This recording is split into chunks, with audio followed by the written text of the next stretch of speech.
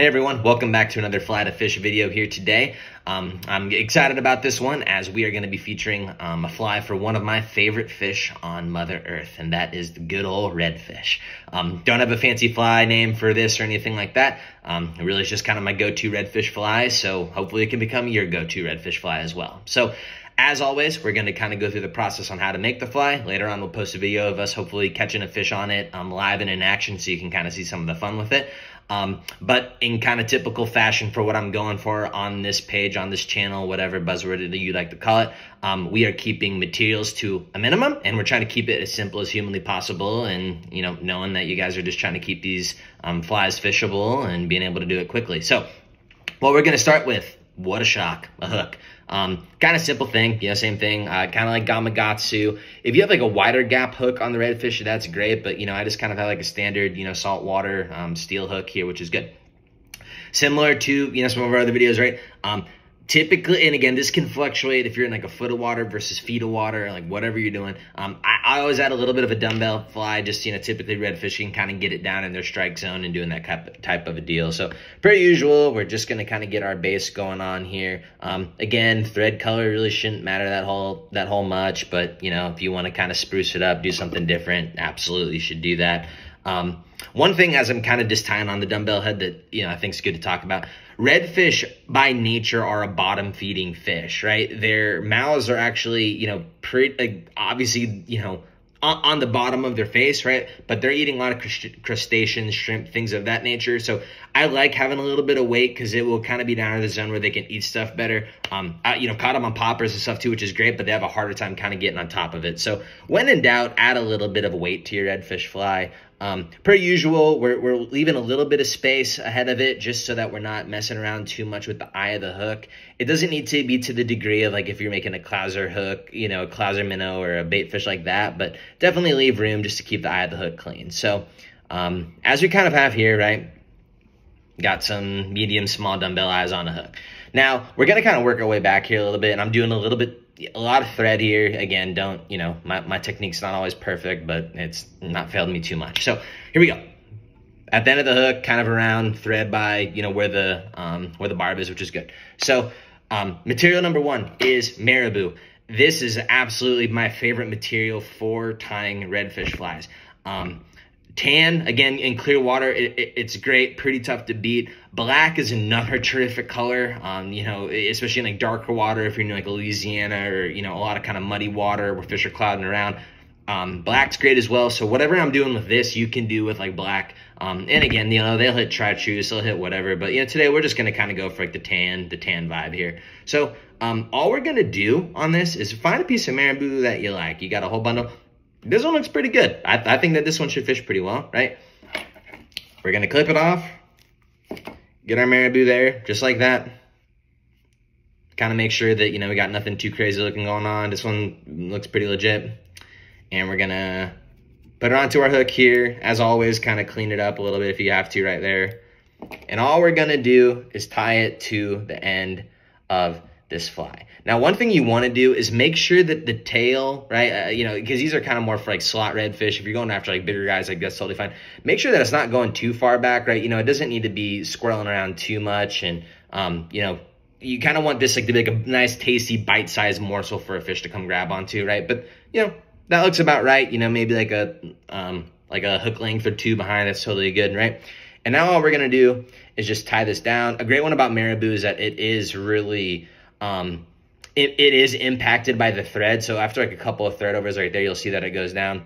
One little trick I do like to do with marabou is I'll kind of pull it up, is I will put a couple of wraps of thread kind of under and around the marabou just to kind of keep it off the back of the hook like that. But again, that's more of a personal preference. You absolutely don't need to do that at all. Like that totally works out the way that that's supposed to work out there. So overall, pretty good start, pretty normal start on there. So number 2 step on this is you can use rubber legs or a little bit of flash. Again, it's really up to you and kind of like what you want to do for, the fly itself. Today, we're just going to kind of put some of our flash on there. But again, rubber legs are good. In typical fashion, I wouldn't You know, no need to put more than a couple of strands on there. You know, not really going to be a necessity for it, but, you know, we're going to do our typical 2 or 3 strands of flash on here. So as always, we just wrapped it around the hook. You can come to the top of it if you want, right? Again, it doesn't need to be, you know, rocket science. We're just trying to put a little bit of something on there to kind of help the fish find it. But again, if you can kind of throw it in front of a red, they should smack it pretty good. Clip that off. And again, very minimal, but, you know, at least adds like a little bit of an element on something there. And, you know, that's a good starting point. So now what we're going to do, and again, you guys can go by different like wraps, you know, where you can almost just kind of like tie it on and like fold it over and, you know, in like a brush, right? That's like the word for it. But today, like, again, we're just gonna keep it simple. We're just gonna grab some of our bucktail and we're gonna put it on to kind of make some motion. So one thing is on this, you don't want to use like the top normal layers of like a bucktail that you'd use for like a causer minnow or a musky fly or something. We're gonna go down to the bottom where the hair is more, what would the word be? It is a lot more sensitive to the thread where it's going to kind of pop up when we cut on it and when we tie into it. So we're just going to grab a piece of, you know, brown bucktail right here. In typical fashion, we're just going to cut some of it off, right? And that's what it's going to look like. As you can see, it's kind of like the lighter part of the fly. So again, you know, pick off some of our stragglers if we got them there. Got it going on. We're going to do a clip. Cut's super easy, right? I mean, again, that's like the difference between the top of the bucktail versus the bottom is that this is gonna kind of, you'll see, right? It's gonna expand more, right?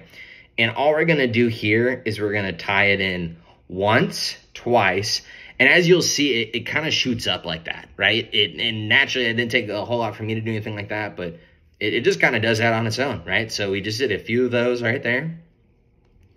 And then what you're going to want to do is you're just going to kind of want to work this around a little bit, just so that you at least are getting some hair on every part of the fly to keep it relatively equal. Again, guys, this doesn't need to be perfect. If you're just kind of starting fly tying, don't get caught up into the, like, you know, needs to have the same amount of hair on each side. Absolutely does not need to. Like, you know, all you're trying to do is keep it off the bend of the hook, right? Because that's going to maybe, you know, foul it up or do something like that. But for the most part, you know, right there, just get it on there and do that. So there we go, right? Like we got our first kind of layer on. And as you can see, it, you know, looks pretty shrimpy, kind of keeps it on. And, you know, that's awesome. Repeat the process one more time. We're going to do the exact same thing. Again, don't really need to, but I would, right? Kind of keeps it a little bit, kind of more of like a bushy fly, which is good. Allows it to kind of have a little bit more movement or noticeability when it goes through the water. So we're doing the exact same thing, flat. And then on this one, you want to put it as close kind of to the dumbbell eye as you possibly can, because from here, we're probably going to want to be done with the wraps on the bucktail. So there we go, right? We're just going to move it around. Cool. Some people have like an absolute beautiful art on being able to like move the hair around on the fly without really like needing to manually adjust it. But, you know, again, I'm not to that point, kind of like I'm liking to use like the vise for that. I just kind of like to shift it around a little bit, make sure that it's equal enough on all sides where, you know, it'll just kind of fish naturally and have like a decent flow to it. So that's all good. But overall, looks pretty good. And you can see, right, like the head right now, like it's scraggly, right? I mean, like it's not perfect, but again, the good news about it is we can just put a couple threads down on there, pull it back a tiny bit. And now our good old bucktail is tied in there, and we can kind of, you know, swirl it around, look at it, and yeah, overall it's, you know, it's balanced enough. And later on, if we got to trim some of it, we got to trim some of it. Not a big deal. So now that we got that done, what we're going to do is we are going to grab a hackle, like whatever kind of like feather you want to do. But this will just kind of give it like a little bit of like a poof on the front that we're just going to wrap in. So again, a bunch of different ways that you can do this, a bunch of different colors that you can do or whatever. I'm just going to kind of use like this one that I already had pre-cut just for the sake of, you know, thinking that it looked pretty good. Cut the end of it, pull a teeny bit of the feathers off, and you're just going to tie it face down, kind of where you were just tying your fly a little bit, like that. Just like that, right? So we got the feather just laying on top like that. And now we're just going to wrap the feather, right? We're just going to do a couple of wraps.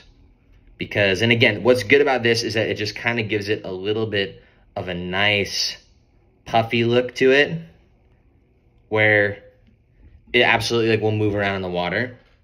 Looks pretty good to me, right? Fold this under the dumbbell eye of the hook and just tie it down, and then pull back any of the hackles just like that. I kind of even like doing a couple behind there, and then we're just gonna snip the remaining excess there. So as you can see, right, like we're moving and grooving, right? We're nearly done. Overall, pretty good redfish fly looking thing right here. And so we're gonna do that. Now, you could fish this fly as is, like right here, if you wanted to, right? This is absolutely like ready to go. I'm gonna put a little bit of like a dubbing around the eyes, just kind of like, you know, to match kind of some of that natural color a little bit. So you can just grab like a dubbing box or anything like that. Again, color doesn't super matter. This, you know, gold and redfish usually is kind of a good combination. So I'm gonna kind of use this greeny gold dubbing. I'm gonna twist it on here, just putting that on the hook, right? And again, this is a completely optional step. Like if you just want to fish that and go do it, you absolutely can. Pull it up to the top of the fly like there. And we're just gonna do a few little minor wraps around. And see, I messed it up there, right? I gotta pull these back. Just do a few little wraps around the fly, just like that. Just to give it a little bit of like a, you know, of a gold head. But again, like I'm not trying to do anything on this that's gonna overly complicate it at all. So we got that going on. So now that that's there, we're gonna grab our whip finish tool and we're gonna do the same thing, right? We got one, I'm gonna do double, 3, 4, 5. And there's one thing I am gonna wanna show you guys like once I'm done with this, just because again, if you're new to fly tying, this is important to see, right? So 4 or 5, cool. There we go. Double whip finish and cut. We're at about 11, 12 minutes. Pretty quick for making a good redfish fly. So as you can see, this is kind of the final product for redfish. Again, colors, you can absolutely change this to a chartreuse, a black, purple, you know, whatever you want to do, right? Bucktail. The whole point on kind of these videos, right, is just to kind of show you, hey, we used one marabou, one bucktail, and a hook, and you know, a hackle, and that's about it. And trust me, that dog will hunt, right? This is a great fly. I want to show you this. We talked about the importance of kind of staying away from the eye of the hook. This is exactly why, right? It's clean, it's good to go. When you're kind of messing around the eye of the hook, that's when kind of, you know, thread and things like that can kind of fall apart and it becomes tougher. So as always, right, we're just going to kind of hit it with some of our hard head just to kind of keep things in place. If you did the dubbing that we talked about around the dumbbell of eyes of the fly, go ahead and do it like on the overall head there too. That works. But again, guys, that is a good looking redfish fly that absolutely will work in clean water. You know, good slot sized redfish, small redfish, big redfish. But yeah, hope you guys enjoyed. Talk to you.